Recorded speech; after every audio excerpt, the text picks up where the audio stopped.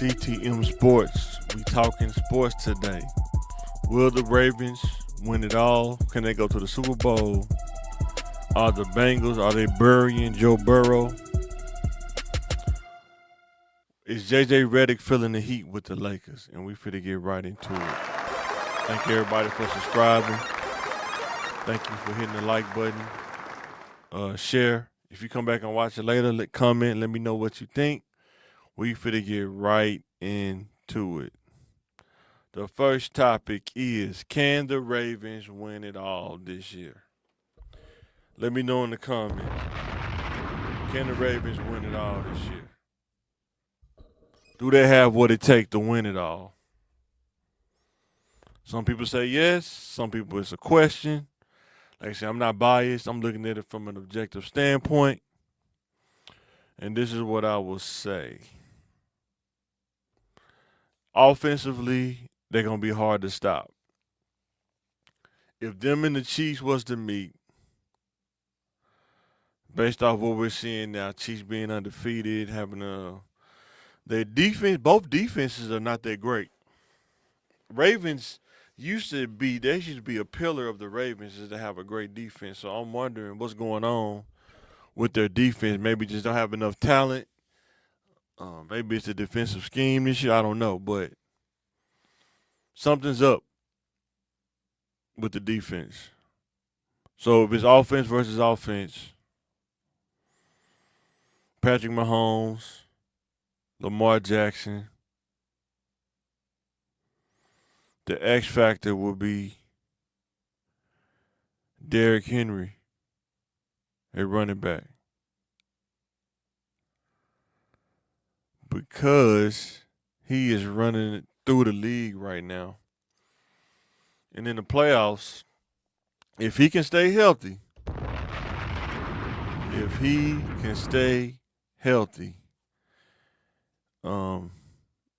it ain't gonna be a lot anybody can do.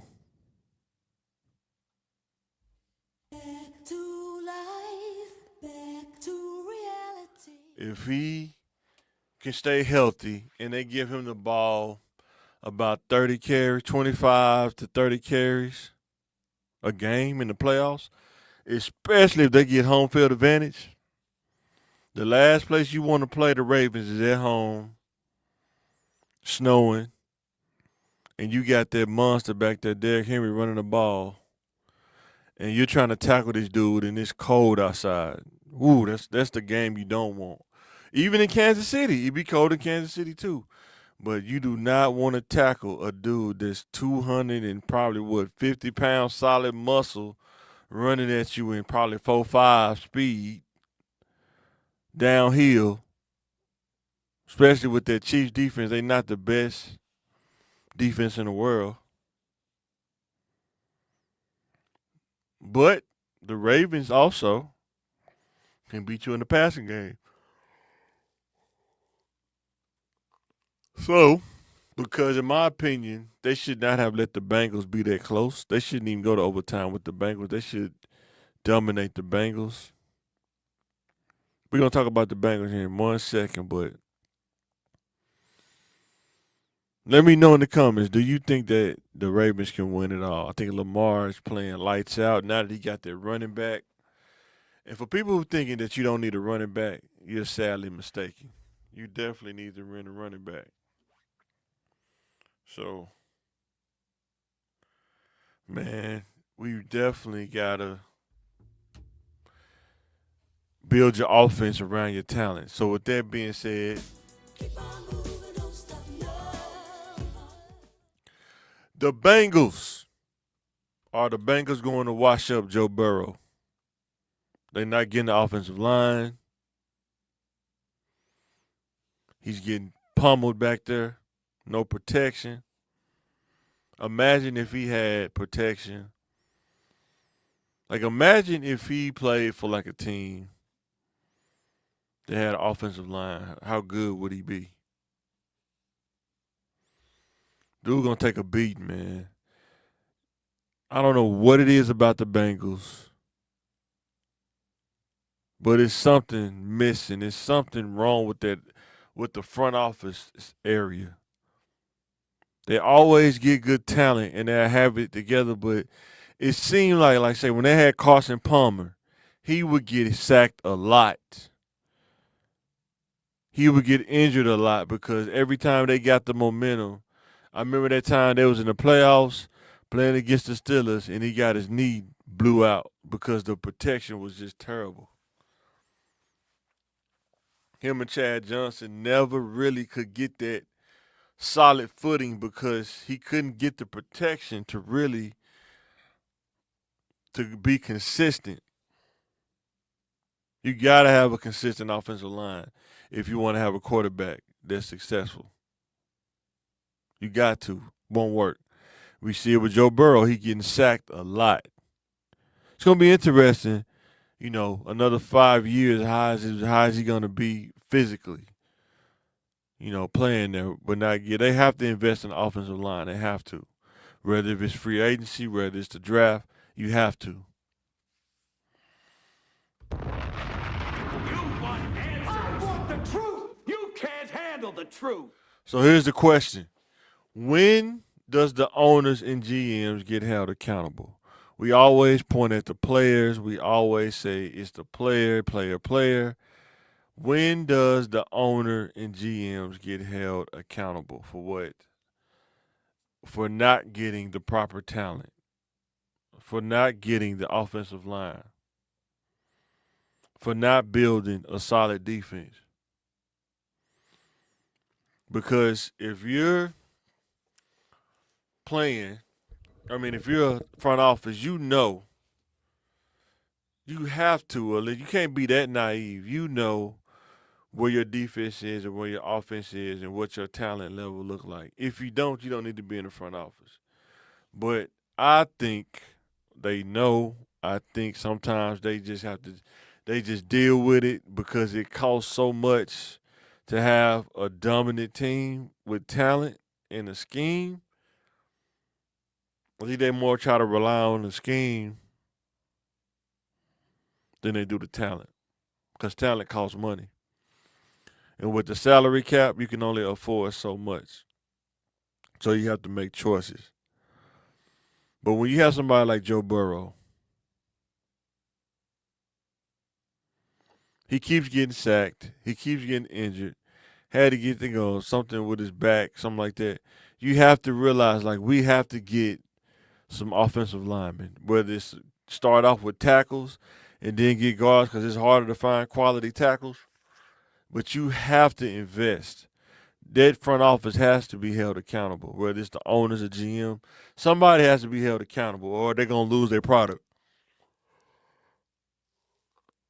And Joe Burrow, they're going to lose him because to keep getting sacked kind of like with Carson Palmer, they didn't protect him. They didn't get the offensive line.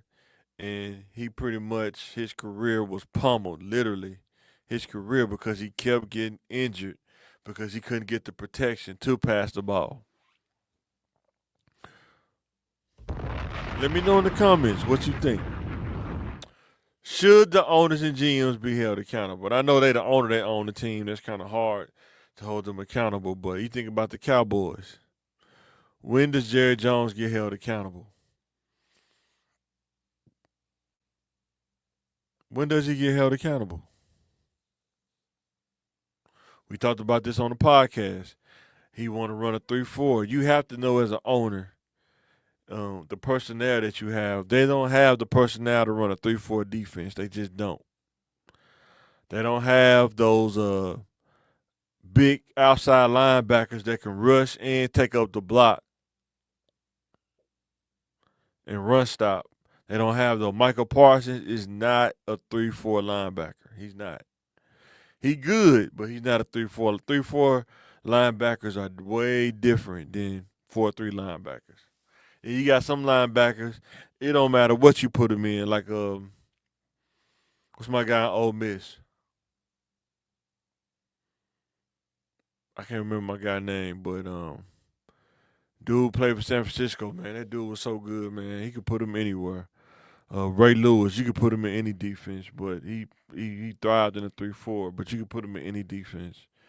Urlacher, I think he could have played in 3-4, but he played better in that cover 2. That was his thing. But guys, their front office got to be held accountable at some point. I want the truth. You can't handle the truth. Now let's get to the Lakers. Will J.J. Reddick finish out the season?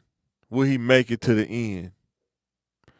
He keeps storming out of press conferences and throwing temper tantrums at the media. The team seem like they're kind of up and down. Will he make it through the season, or will he stick it out? Let me know in the comments. Which one do you think? Do you think that the Lakers will be in the playoffs, or do you think they will go through another play-in? Let me know in the comments. Well, how far do you see the Lakers going? Second round? The West look kind of iffy this year. The East look a little bit more different this year than the West. Anthony Edwards is balling again too.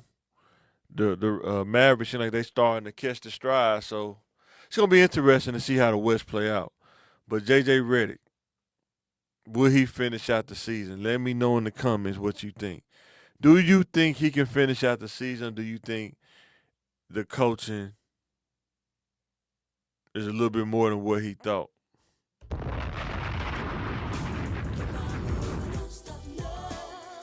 So that's the last little thing. We about to get up out this thing. Is he losing the team, or are they just in a bad spot? Every team goes through this. Sometimes you go on a winning streak.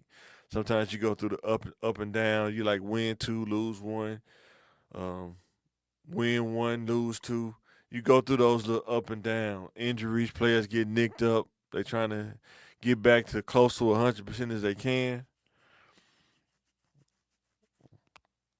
But the bad part is when you hit a bad spot, the media pokes and pride, tries to, that's what it seems like anyway. They're trying to get under your skin. They're trying to get you to break.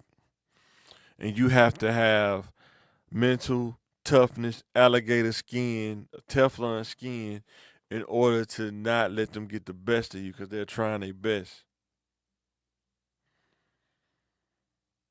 So let me know in the comments, how do you feel about the Lakers right now? Do you like them? Think they still need to improve? You think they're gonna go far this year? Or do you think they still got another year of like a draft and maybe getting some more talent in free agency or a trade? So I don't know who they have really to trade. They bench not doing that well. Should be doing better. But we'll see. Let me know in the comments what you think. Will the Lakers do better than they did last year under J.J. Reddick? So with that being said, make sure to hit the like button, hit the subscribe button. Thanks for watching. This is Mike, CTM Sports, and I am signing out.